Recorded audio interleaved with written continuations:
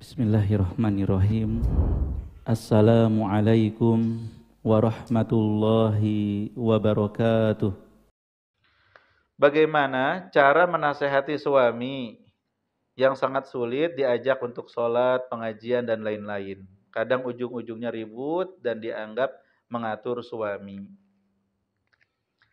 Semoga Allah berikan keistiqomahan kepada ibu dan keluarga, ya. Ibu yang mau sholat, ibu yang mau mengaji, dan mengajak keluarga kepada kebaikan.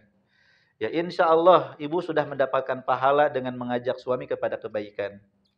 Ya, maka perlu diperkuat. Yang pertama, diperkuat ilmunya.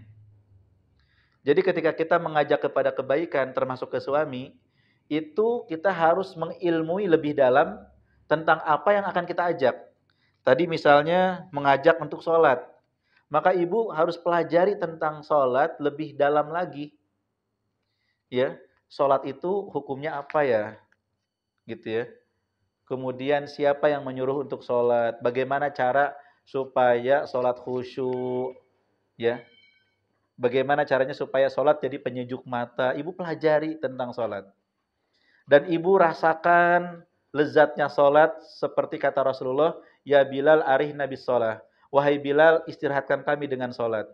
Beliau juga bersabda, waju'ilat qurrata aini fis sholat. Dijadikan penyejuk mataku dengan sholat. Ibu rasakan dulu sholat itu begitu nikmat gitu. Ketika ibu sudah tahu ilmunya, ibu merasakan sholat, ya, ibu selanjutnya belajar bagaimana cara ngajak kepada suami. Yang ngajak suami untuk sholat. Cara menasehati istri kepada suami itu berbeda dengan menasehati kepada anak.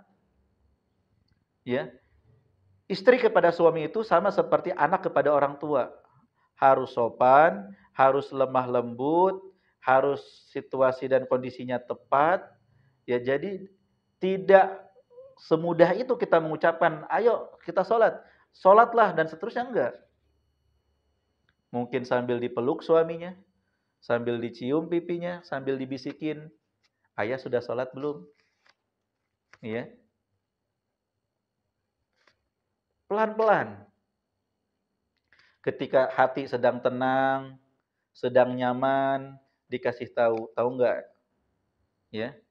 Tahu enggak Abi atau ayah atau Pak? Pembeda seorang Islam dengan yang bukan Islam tuh sholat tuh Pak, kata Rasulullah. Semoga kita semua dimudahkan untuk sholat ya, sambil senyum. Ya, jadi jangan menampakkan sedang menggurui, jangan menampakkan sedang lebih pintar daripada suami. Pelan-pelan, lemah lembut, cari momen yang pas, situasi kondisi yang bisa diterima oleh si suami. Ketika ngajak sholat, demikian juga ketika ngajak yang lain. Ya, ibu ngajak kepada pengajian, ibu harus tunjukkan bagaimana perubahan ibu setelah ngaji yang berbeda daripada sebelum ngaji.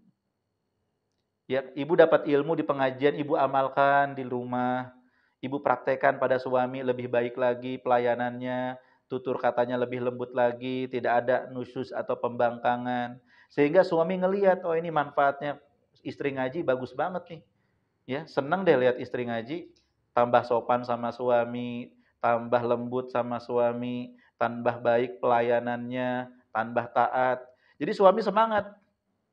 Ya, ngedukung, malah kalau istrinya nggak ngaji malah ditanyain, kenapa nggak ngaji gitu. Kenapa? Karena dia merasa mendapatkan manfaat dari ngajinya itu.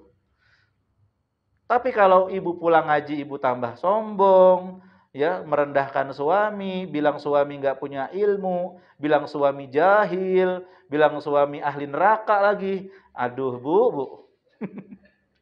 Suami tambah nggak seneng nanti dengan pengajian, ya. Jadi harus lemah lembut sama suaminya.